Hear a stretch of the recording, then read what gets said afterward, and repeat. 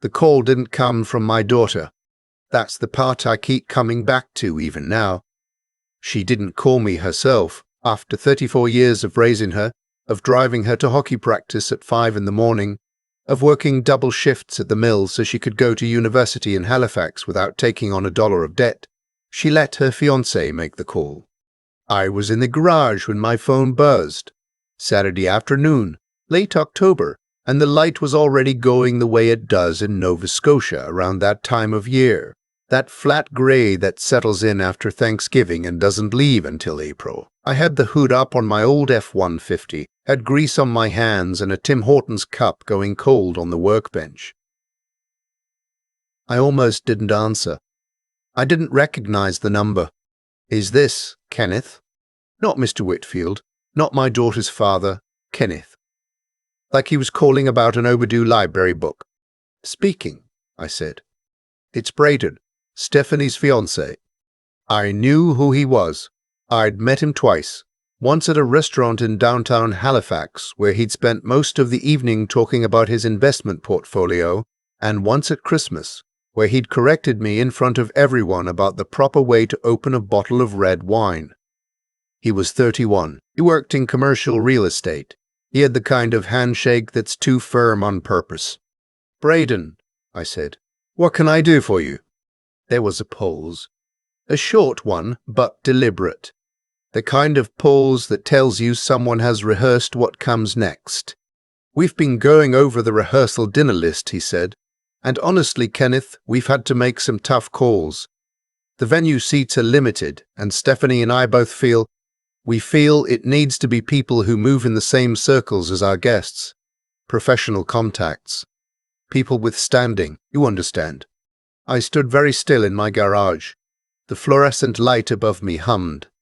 You're telling me I'm not invited to my daughter's rehearsal dinner, I said. It's not personal. We just need the room to feel cohesive. My family will be there, some colleagues, a few people from the firm. It's a very particular crowd.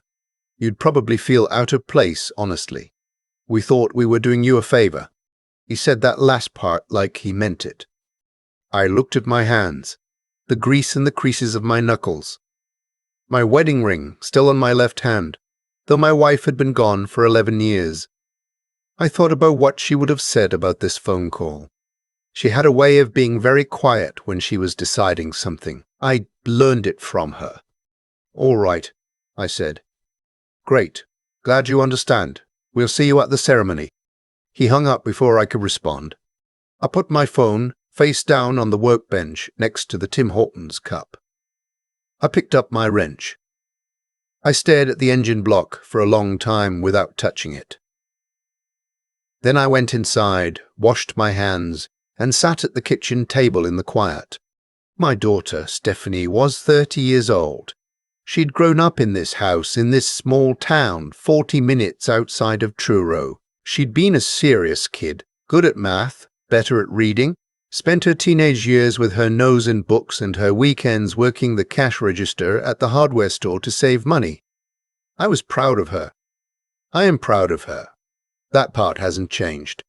What I need to explain, because without it nothing else makes sense, is what Stephanie didn't know about me. She knew I'd worked at the mill for 22 years. She knew I drove an old truck and kept a small house and didn't take vacations or buy new clothes, unless the old ones wore through. She'd grown up watching me clip grocery coupons and fix things instead of replacing them. She thought she knew my circumstances. What she didn't know was that when the paper mill had started struggling back in 2008, I'd seen it coming before anyone else did. I'd spent 6 months reading financial statements, industry reports, commodity prices. I was 52 years old and terrified of losing everything, so I'd done something I'd never told anyone. I'd quietly sold my pension rights back to the company for a lump sum payout, taken every dollar of it, and with the help of a financial advisor in Halifax, put it into a diversified investment portfolio weighted toward resources and real estate income trusts. The mill closed 2 years later. I took a job at a smaller fabrication shop for less money and kept living exactly as I always had. The portfolio grew. Quietly, steadily, the way things do when you don't touch them and you don't talk about them. By the time Braden called me that October afternoon, I was worth just over $2 million. My daughter had no idea. I hadn't planned it as a secret exactly. It started as caution. I didn't want to jinx anything, didn't fully trust it was real, and then it became habit. And then, after a while, I realized I liked not being defined by it. My friends didn't know. My sister didn't know. My financial advisor in Halifax knew, and no one else. Stephanie had met Braden 2 years earlier at a conference in Toronto. She'd called me afterward, excited in a way I hadn't heard since she'd gotten her acceptance letter to Dal. He's ambitious, Dad. He really has a vision. I'd listened and said the right things. I'd met him, as I said, twice. Both times I'd driven my old truck and worn my usual clothes, and he'd looked at me with a particular kind of patience. The kind you show someone whose company you're tolerating. After she called to tell me they were engaged, she mentioned carefully that the wedding would be on the larger side. Braden's family had connections, she said. They were thinking Celtic Lodge. Maybe 250 guests. It would be expensive. I'll contribute what I can, I told her, which was the truth and also completely vague. She took it to mean not much. I think Braden took it to mean the same. I think that's part of why he wasn't worried about making that phone call. In the days after he called, I didn't contact Stephanie. I waited to see if she'd call me, to explain, to apologize, to tell me there'd been some miscommunication. She didn't. 3 days passed, then 4. I called her on the 5th day and she answered and she sounded slightly uncomfortable but not sorry. Dad, it's just a dinner. You'll be at the wedding, that's what matters. Did you know Braden was going to call me? But pause, we talked about it together. The venue is really small, Dad. It's a 100-year-old inn. We had to make cuts. Who else got cut? She didn't answer. Stephanie. Who else got cut? It's complicated. Braden's family has a lot of professional relationships. I'm your father, I said. Not angry. Just factual. I am your father, and I'm being told there isn't room for me at your rehearsal dinner. I know how it sounds. It sounds like what it is, I said. I hung up. Gently. And I sat with it. There's something they don't tell you about being a parent. The moments that break something aren't always loud. They're quiet. They happen on a Tuesday, in your kitchen, with the radio on low and a cup of tea going cold. You don't cry, you just understand something you didn't understand before. I understood, sitting at that kitchen table, that my daughter had made a choice, that she was choosing to see me as Braden saw me. An old man in a worn jacket. Someone to be managed. Someone to be kept at a distance from the version of herself she was building. I drove into Halifax the following week. I have an advisor there named Sylvia who has handled my affairs for 14 years. She's seen me through the sale of the pension, through the early years of building the portfolio, through the decision to set up a family trust after my wife passed. She knows exactly what I have and exactly how it's structured. I sat across from her desk and told her what had happened. She listened without interrupting.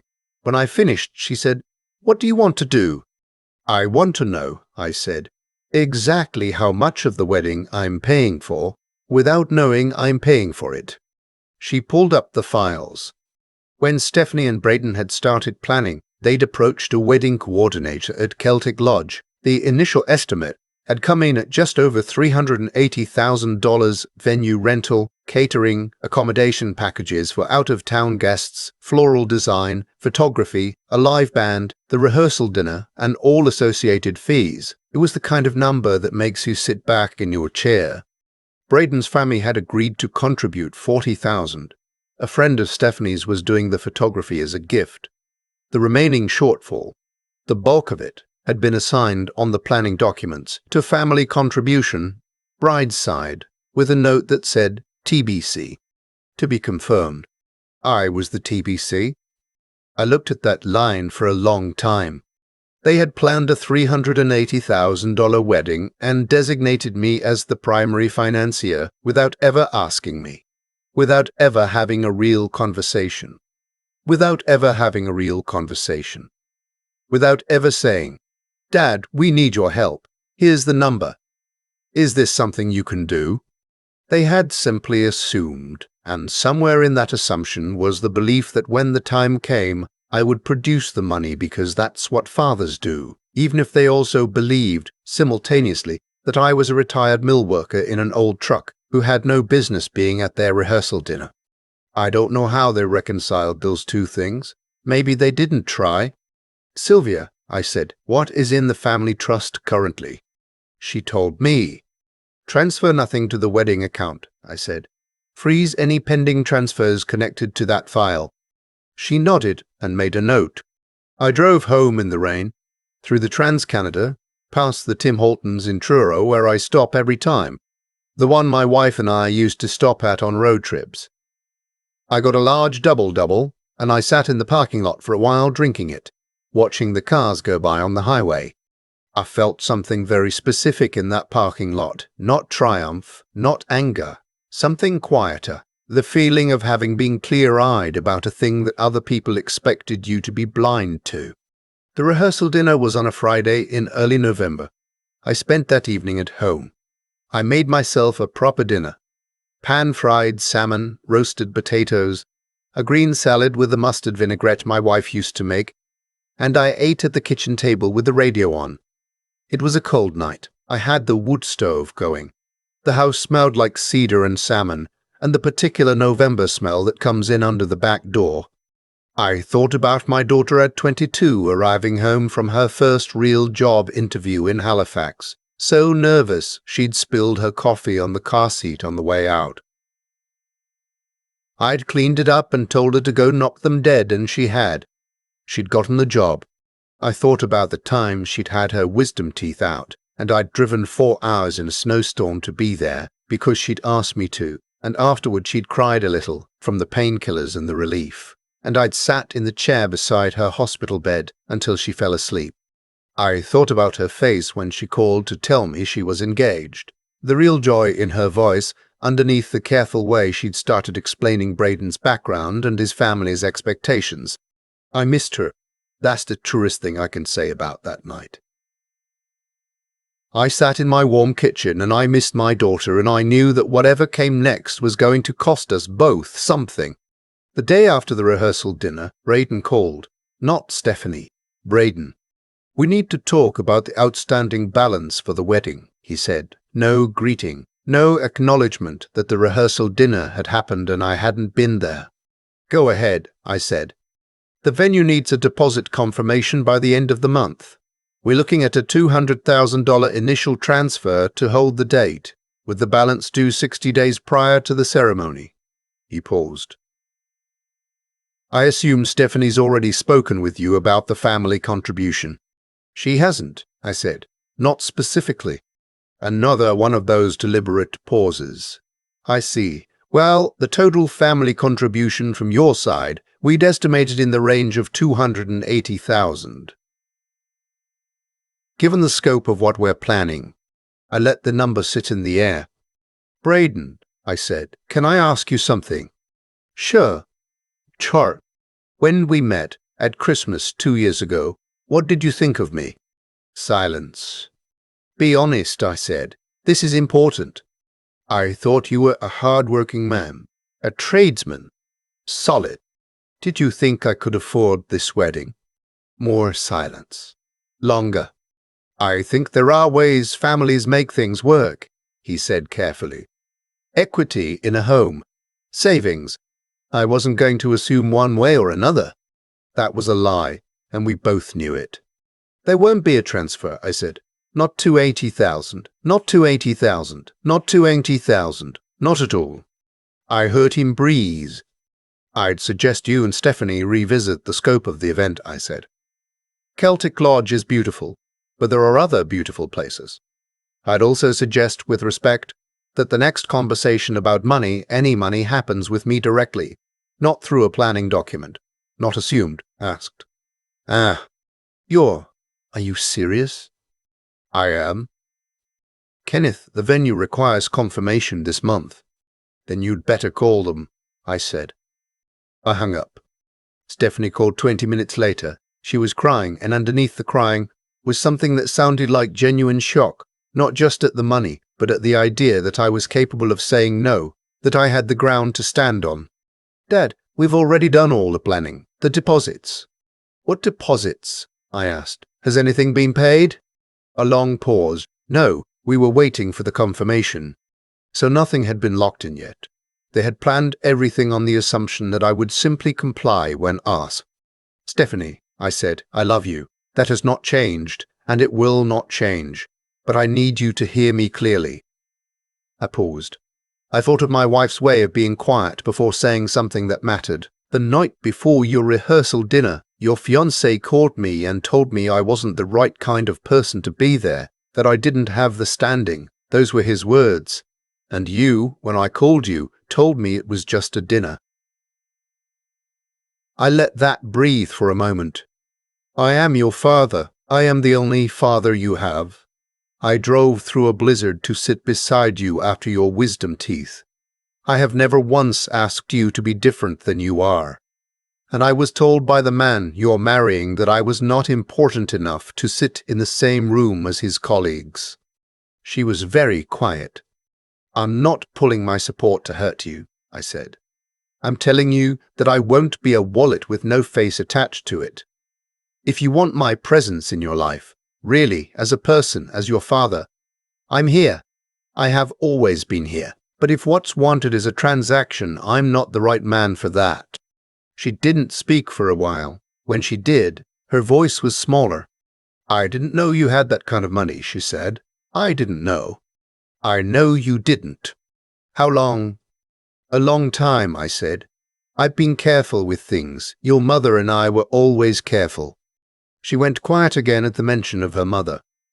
Why didn't you tell me? She asked.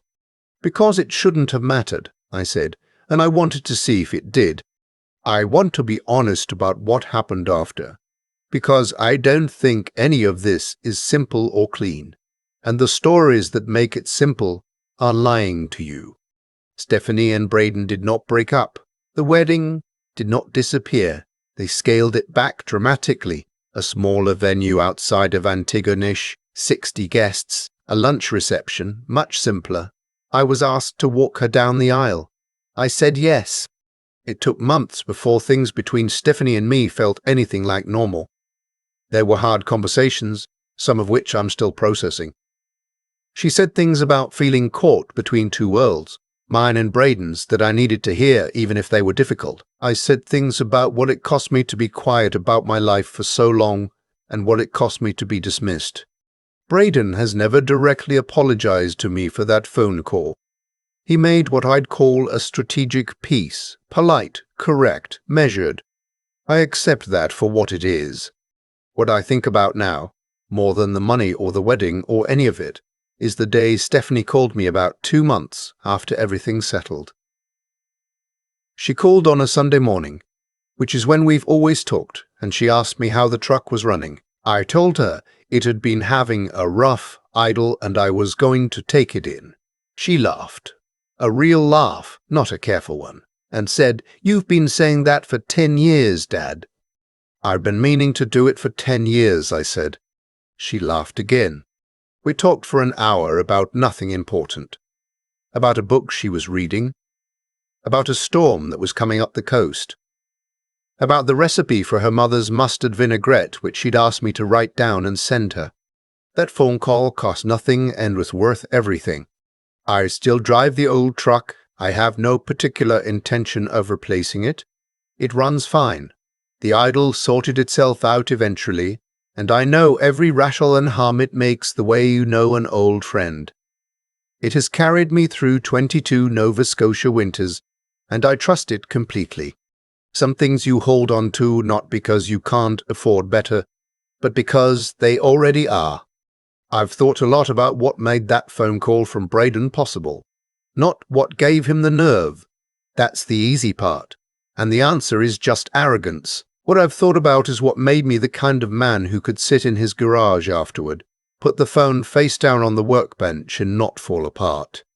I think it comes back to how I was raised, and how I chose to live. My father worked with his hands his whole life, and he never once acted like that made him lesser. He paid his debts. He told the truth even when it cost him. He didn't perform his values. He just had them quietly, and they held him up. I tried to do the same. And when the moment came that tested it, I found that the years of living that way had actually built something solid. Not wealth, something sturdier than that. There's a thing that happens when you've spent decades thinking carefully about your choices.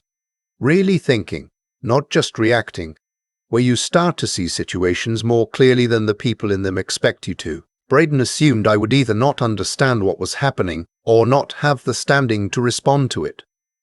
He was wrong on both counts. I've been watching financial markets, reading contracts, managing a trust, making considered decisions in silence for 14 years. The same mind that saw the mill closure coming before anyone else could see clearly what was happening in that rehearsal dinner conversation. Clarity is a practice. It compounds, the same way a portfolio does. And then there's the matter of endurance, of staying steady when something genuinely hurts, because it did hurt. I want to be honest about that. Stephanie's silence in those 5 days wasn't a small thing. It asked me to question everything I thought I'd built with her, staying calm through that, making the drive to Halifax, sitting across from Sylvia and speaking in complete sentences about a situation that was breaking my heart, that took something. I don't think I could have done it if I hadn't spent decades practicing the particular discipline of not letting difficulty make me into someone I didn't want to be. What I know now is that Braden's phone call was, in a strange way, a gift, not a comfortable one, but it forced a conversation that Stephanie and I needed to have, about who I actually was, about what she'd been willing to assume, about the version of me she'd quietly set aside to fit into the life she was building. We couldn't have had that conversation any other way. The truth needed a reason to surface. The Sunday morning calls are back. She asks about the truck. I ask about her work. Last month she drove out to visit, and I made her mother's salmon, and she ate 2 plates of it, and said it tasted exactly right. I still don't know if I'd change anything. I think the hard moments were the honest ones. And I'd rather have an honest life than a comfortable one built on things we were all pretending not to see. The truck's running fine.